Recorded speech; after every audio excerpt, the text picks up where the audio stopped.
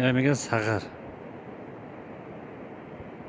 برادرو شلپر شدیم. یک بقلشکه ده قنچوی داریم. یک قنچوی زدیم. گلوکوزا میگن. قنچوی گروی سلامتی است. نگفته نمونه کی و قول معروف میگویند که قنچوی گروی سلامتی است. این حقیقت و درست است.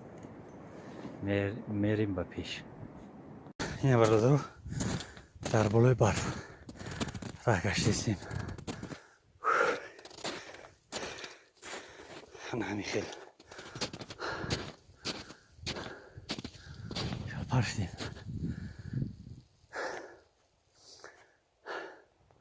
خیلی افسنده کار سری ایولا برادرو. این در همین بلندی کرچ در همین جری. این در همین بلندی کرچ چه بسیاره. کرچ نیقید نمیشینیم ولی منطقه کرمو بخورن شو.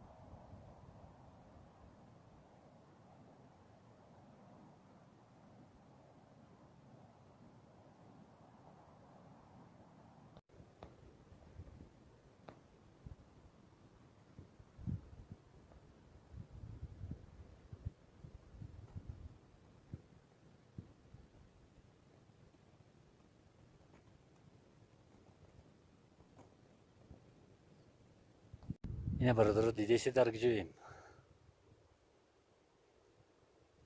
همون که هایی که نقشی رو میگشتن زمستان کو نوار میگرفتیم. انا همینان در همین سر تیپه نقشی رو میستدن. ای پایان نوار میگرفتیم. کامرا من جزیره چی؟ این همین خیلی بچه برادرای عزیز. انا همونای اینه که حاضر نیستن نقشی رو در اونجا. نقشی رو ای طرفن حاضر نگه میکنم اگر قریبتر باشن نشانتون میتیم. همون یولایی که نقشی رو میچریدن حاضر یک تا خیر سمتش گذشت. پایش اینجا اگر بینی پایش هست با چشم دوره در کامرا نیست. یک تا خیر سی جبت یک تا دیگرش انا هیجه. اینش کجا شد؟ امروز روزی خرس دسته. های همینجا گریخت. بگریز این پیشم یک با عسکر گریخت. یا ترسوندم گشت است باز نگه دارم.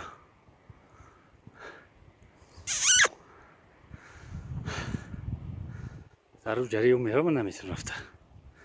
ها همه تینجای میگون تیگه اینجا نبرو یا بعد تین میکنه.